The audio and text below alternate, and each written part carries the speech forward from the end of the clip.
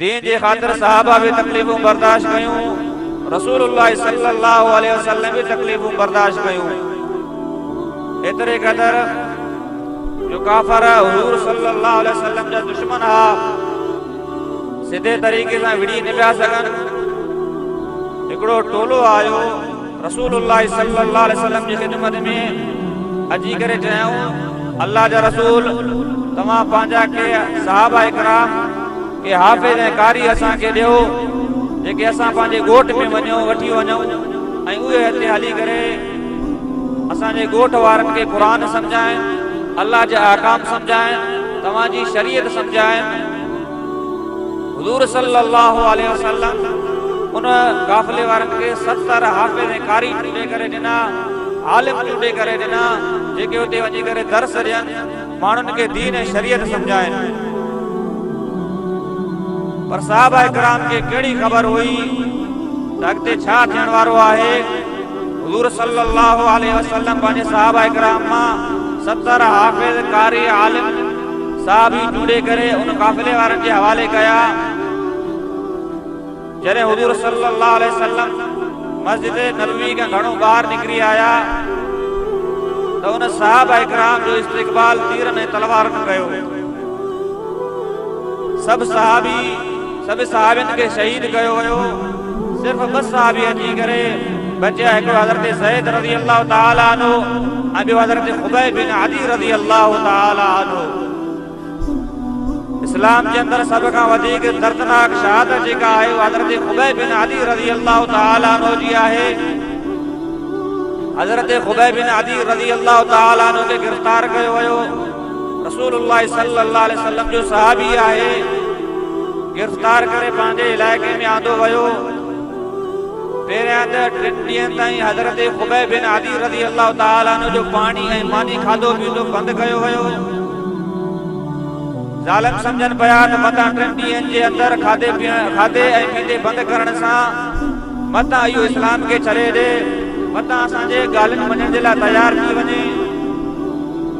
पर हज़रत ख़ुबैब बिन अदी रज़ी अल्लाह ताला अन्हु रसूलुल्लाह सल्लल्लाहु अलैहि वसल्लम जे मथां ईमान आंदो हो।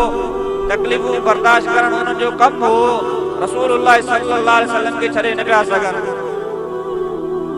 हेठि जॾहिं ज़ालिम तंग थिया ॾिठऊं त हज़रत ख़ुबैब बिन अदी रज़ी अल्लाह ताला अन्हु जी ईमान में का कमज़ोरी न आई त उन्हनि हज़रत ख़ुबैब बिन अदी रज़ी अल्लाह ताला अन्हु खे गिरफ़्तार करे क़ैदखाने मां ॿाहिरि कढी करे हिकु मज़बूत पीलर सां हज़रत ख़ुबैब बिन अदी खे ज़ंजीरनि सां जकड़े करे बंदि कयो वियो। ऐं हिते ख़ुबैब बिन अदी खे चवनि था, जेकॾहिं पंहिंजी जान बचाइण घुरींदो, जेकॾहिं तोखे पंहिंजो साहु प्यारो आहे त असां सिर्फ़ु तोसां हिकिड़ी ॻाल्हि कयूं था, जिथे हाणे तूं बदल आई, हिते तुंहिंजो पैगंबर मुहम्मद रसूलुल्लाह सल्लल्लाहु अलैहि वसल्लम बदल हुजे। हज़रत ख़ुबैब बिन अदी रज़ी अल्लाह ताला अन्हु फरमायो, मां पंहिंजो जिस्म ते कटराइण बर्दाश्त कंदुसि, जिस्म जे मथां ज़ख़्म त बर्दाश्त कंदुसि, पर रसूलुल्लाह सल्लल्लाहु अलैहि वसल्लम जे पेर मुबारक में कंडो बि बर्दाश्त न कंदुसि। बहरहाल उन्हनि ज़ालिमनि मां हिकिड़ो ज़ालिम अॻिते वधियो। हज़रत ख़ुबैब बिन अदी रज़ी अल्लाह ताला अन्हु खे जिस्म जे अंदरि टुका ॾेई वियो, जंहिंजे करे काफ़ी खून वहण लॻो। ज़ालिमनि सम्झो मथां हज़रत ख़ुबैब बिन अदी रज़ी अल्लाह ताला अन्हु पंहिंजे खून खे ॾिसी करे दीन इस्लाम खां फिरी वञे। पर हज़रत ख़ुबैब बिन अदी रज़ी अल्लाह ताला अन्हु जो ईमान अञा मज़बूत थियो, अञा हुज़ूर सल्लल्लाहु अलैहि वसल्लम जी तारीफ़ कयईं, अञा ला इलाहा इल्लल्लाह मुहम्मदुर रसूलुल्लाह जो विर्द ऐं वज़ीफ़ो करण लॻो। काफ़िरनि खे वरी कावड़ आई। वरी हज़रत ख़ुबैब बिन अदी रज़ी अल्लाह ताला अन्हु खे मुख़्तलिफ़ जॻहनि जे अंदरि खंजर आयाऊं, पर पोइ बि हज़रत ख़ुबैब बिन अदी रज़ी अल्लाह ताला अन्हु इस्लाम खां न हटियो। हुज़ूर सल्लल्लाहु अलैहि वसल्लम जी मोहब्बत में घटिताई न आई, ताबेदारी में घटिताई न थी। पंहिंजे अखियुनि सां हज़रत ख़ुबैब बिन अदी पंहिंजे तरफ़ वधण वारे तीरनि खे ॾिसी रहियो आहे, खंजरनि ऐं नेज़नि खे ॾिसी रहियो आहे, पोइ बि हुज़ूर सल्लल्लाहु अलैहि वसल्लम जी ताबेदारी इताअत न छॾी आहे। अॼोको मुसलमान आहे, मथे जे सूर जे करे निमाज़ थो छॾे ॾे, इहो कमज़ोर ईमान जी निशानी आहे। हालांकि हुज़ूर सल्लल्लाहु अलैहि वसल्लम जन फरमायो, क़यामत जो ॾींहुं थींदो, मां पंहिंजे उम्मतनि खे ईअं सुञाणींदुसि जो उन्हनि जा 5 ई उज़वा चमकंदड़ हूंदा, चेहरो चमकंदड़ हूंदो, ॿई हथ चमकंदड़ हूंदा, ॿई पेर चमकंदड़ हूंदा। पर इंसान नमाज पढ़े नथो, क़यामत वारे ॾींहुं रसूलुल्लाह सल्लल्लाहु अलैहि वसल्लम वटि कहिड़ो मुंहुं खणी करे हलंदो। ताबेदारी सिर्फ़ इहा न आहे जो असां कलमो पढ़ियो आहे, असांखे असां जन्नत जा ठेकेदार आहियूं। हालांकि क़यामत वारे ॾींहुं वॾो कुझु कमु थियण वारो आहे, वॾो धमाको थियण वारो आहे। क़ुरान तो फरमाए यौम यफिरुल मर्उ मिन अखीहि, जंहिं ॾींहुं भाउ भाउ खां भॼी वेंदो। अल्लाह ताला क़ुरान मजीद जे अंदरि भाउ जे रिश्ते खे अॻ में ज़ाहिर कयो आहे।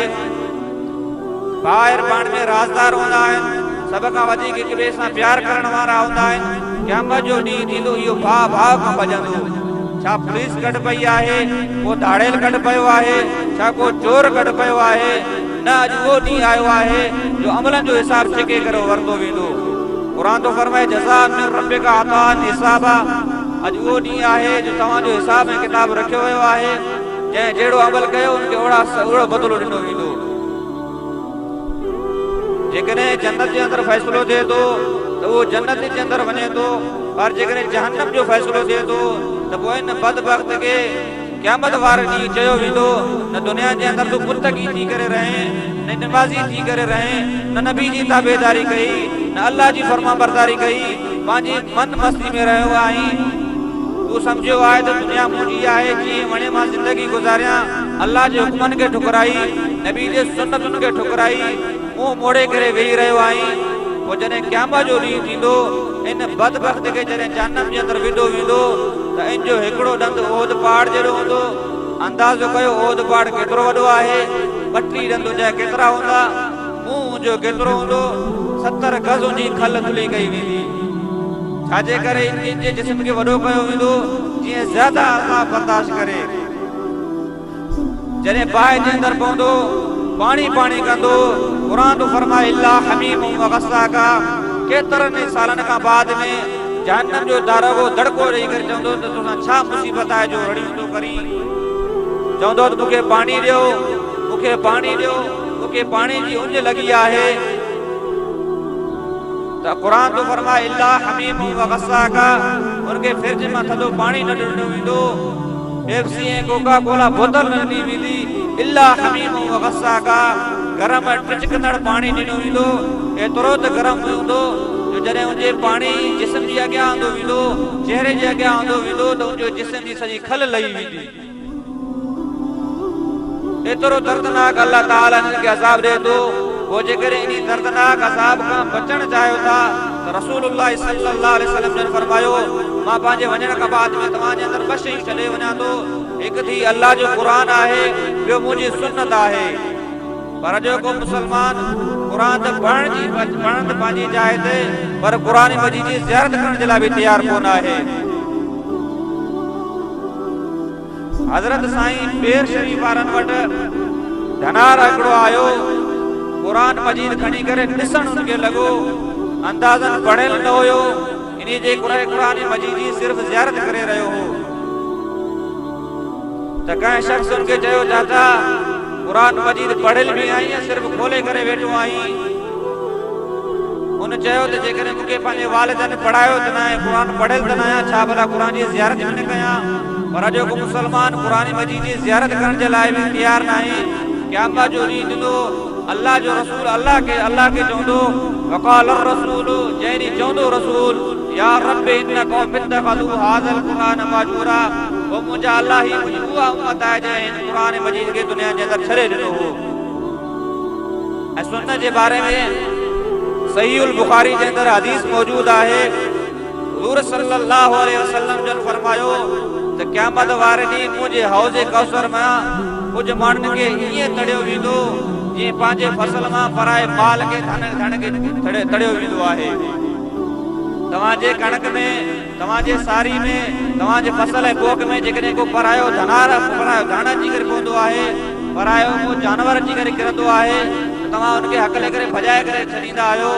पर क़यामत जो ॾींहुं थींदो, हुज़ूर सल्लल्लाहु अलैहि वसल्लम ने फरमायो त मुंहिंजी उम्मत जा कुझु माण्हू हूंदा जंहिंखे ईअं तड़े करे ॿाहिरि खां कढियो वेंदो। छाजे करे जो हिन दुनिया जे अंदरि रसूलुल्लाह सल्लल्लाहु अलैहि वसल्लम जे तरीक़े खे छॾे ॾिनो हो। अल्लाह फरमायो, मुंहिंजे नज़दीक अचणु चाहियो था, मुंहिंजा महबूब थियणु चाहियो था, वो मुझे इन क़ुरान वारी रस्सी खे चिमड़ी करे पियो। या क़ुरान जी रस्सी जो मिसाल हीअं आहे जो का शइ लिटकल हुजे ऐं जेकर तव्हां चिमड़ी करे मथे ईंदो त सिधो इहो तव्हांखे अल्लाह वटि पहुचाईंदी। मुसलमानो होश कयो, अल्लाह जे रसूल जी फर्माबरदारी कयो। अल्लाह ताला फरमायो आहे लक़द कान लकुम फी रसूलिल्लाहि उस्वतुन हसना। कामयाब थियण चाहियो था, आख़िरत जे अंदरि कामयाबी ॾिसण चाहियो था, ऐं उहो ॾींहुं हूंदो जो तव्हांखे तव्हांजो पीउ ऐं माउ बि कमु न ईंदा, घरवारी ऐं औलाद बि कमु न ईंदी। अल मालु वल बनून ज़ीनतुल हयाति दुनिया। माल ऐं औलाद दुनिया जो शिकार आहे।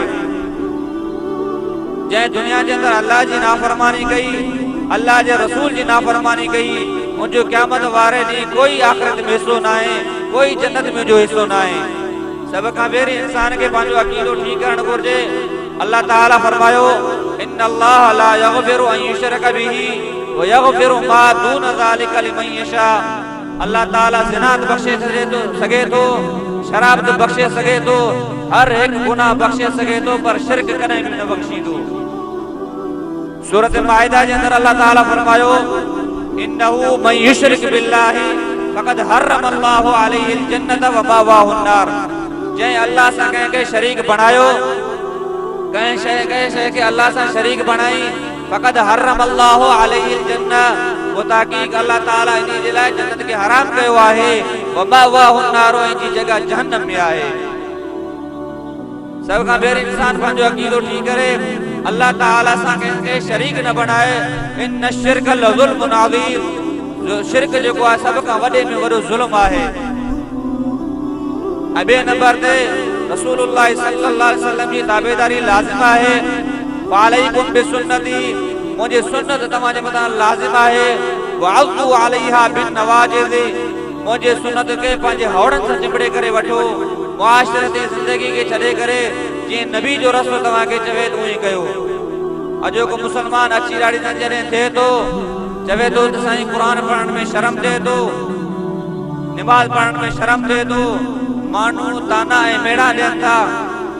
पोइ आख़िरत में पोड़ में कमाइण में शर्म नथो अचे, सिर्फ़ दीनदारी में इंसान खे शर्म अचे थो। साहबा इकराम रिज़वानुल्लाह ताला अलैहिम अजमईन जी केतिरी उमिरि हुई, वॾी उमिरि जा हा, क़ुरान मजीद पढ़ंदा हा, यादि कंदा हा, दीनी ऐं शरई मसाइल हुज़ूर सल्लल्लाहु अलैहि वसल्लम वटि समझदा हा। अब्दुल्लाह बिन उम्मे मक्तूम छा नंढड़ो हो, छा ॿिया सहाबी नंढड़ा हा? जहिड़े तरीक़े सां सहाबा ताबेदारी कई आहे, अहिड़े तरीक़े सां अॼु ताईं कंहिं ताबेदारी कई आहे न को केरु करे बि सघंदो। फ़इन आमनू बिमिस्लि मा आमनतुम बिही फ़क़द इह्तदौ। मुंहिंजे सहाबिन रसूलुल्लाह सल्लल्लाहु ताला फरमायो जीअं सहाबा इकराम ईमान आंदो आहे, जीअं उन्हनि ताबेदारी कई आहे, तव्हां बि उहे ई ताबेदारी कयो। फ़क़द इह्तदौ, पोइ तव्हां हिदायत वारा थींदव। रसूलुल्लाह सल्लल्लाहु अलैहि वसल्लम ने फरमायो फ़अलैकुम बिसुन्नती, तव्हांजे मथां मुंहिंजी सुन्नत लाज़िम आहे। और सुन्नतुल खुलफ़ाइर राशिदीन अल महदीयीन, मूंखां बाद में मुंहिंजे सहाबा इकराम जी सुन्नत बि तव्हांजे मथां लाज़िम आहे। इंसानो, मुसलमानो, अल्लाह ताला बार बार तव्हां सां मुखातिब थी करे चवे थो या अय्युहन नासु तक़ू रब्बकुमुल्लज़ी ख़लक़कुम, रुजो उन रब खां जंहिं तव्हांखे पैदा कयो आहे। या अय्युहन नासु उअ्बुदू रब्बकुमुल्लज़ी ख़लक़कुम, उन रब जी इबादत कयो जंहिं अल्लाह ताला तव्हांखे पैदा कयो आहे। मुसलमान इंसान एतिरो नमक हराम थी वियो आहे जो जंहिंजो ग़िज़ा खाए थो, क़यामत जो ॾींहुं थींदो, अल्लाह ताला फरमाईंदो मुंहिंजे धरती जे मथां रहे, मुंहिंजूं ग़िज़ाऊं खाए पियो, मुंहिंजूं नेमतूं इस्तेमालु करे पियो। अखि बि मुंहिंजी हुई, कन बि मुंहिंजी हुयो, कन बि मुंहिंजो हुयो, ज़बान बि मुंहिंजी हुई, जिस्म जो हर हिकु शइ मुंहिंजो हुयो। वला तुसअलुन यौमइज़िन अनिन नईम, क़यामत वारे ॾींहुं अल्लाह ताला तव्हां नेमतुनि जे बारे में सवाल कंदो। मुंहिंजूं नेमतूं खाई करे, मुंहिंजूं नेमतूं इस्तेमालु कई, हिन जो हिसाब ॾे।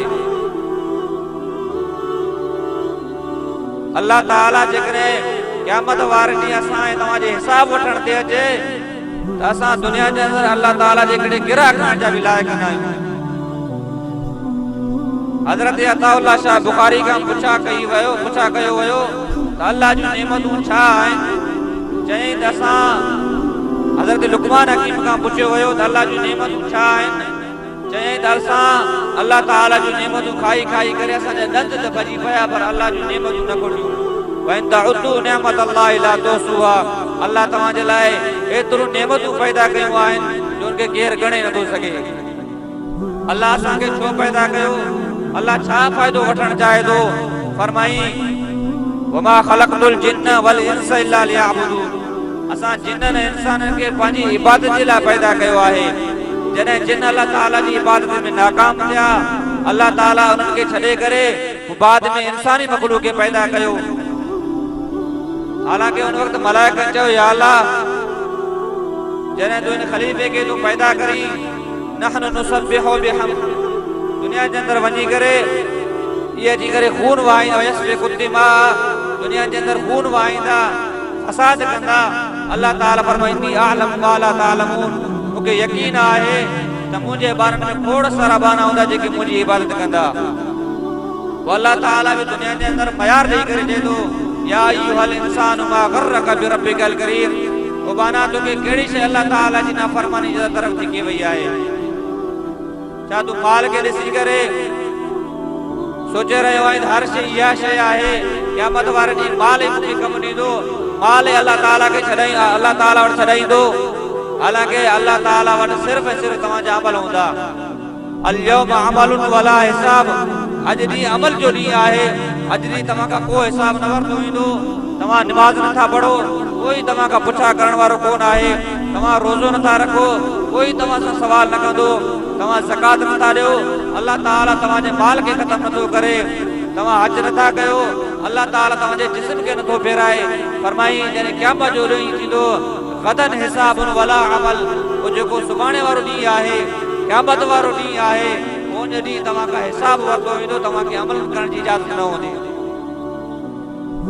पोइ जॾहिं इहे फासिक ऐं फाजिर क़यामत वारे ॾींहुं उथंदा अची करे चवंदा त फरजिअना नअमल सालिहन इन्ना मूक़िनून जॾहिं ज़ालिमनि खे तूं ॾिसंदे वलो तरा इदिल मुजरिमून नाकिसू इंद रूसिहिम जॾहिं क़यामत वारे ॾींहुं मुजरिमनि खे ज़ालिमनि खे फासिकनि ऐं गुनहगारनि खे ॾिसंदे काफ़रनि खे जॾहिं तूं ॾिसंदे उन्हनि जा कंध झुकियल हूंदा आहिनि त रब्बे अल्लाह वटि रब्बना अबसरना वसमिअना या अल्लाह असां क़बर जा धमाका ॿुधासीं असां जहन्नम जी हौलनाकियूं ॾिठोसीं असां जहन्नम जी दर्दनाक अज़ाबनि खे ॾिठोसीं फरजिअना नअमल सालिहन इन्ना मूक़िनून या अल्लाह असांखे दुनिया में वापसि कर नअमल सालिहन इन्ना मूक़िनून असां साले अमल करे ईंदासीं। दुआ है अल्लाह ताला अमल साले करण जी तौफीक नसीब अता फरमाए। अल्लाह ताला हक ऐं सच वारे रस्ते जे मथां हलण जी तौफीक नसीब अता फरमाए। व आखिर दावाना अनिल हम्दुलिल्लाहि रब्बिल आलमीन।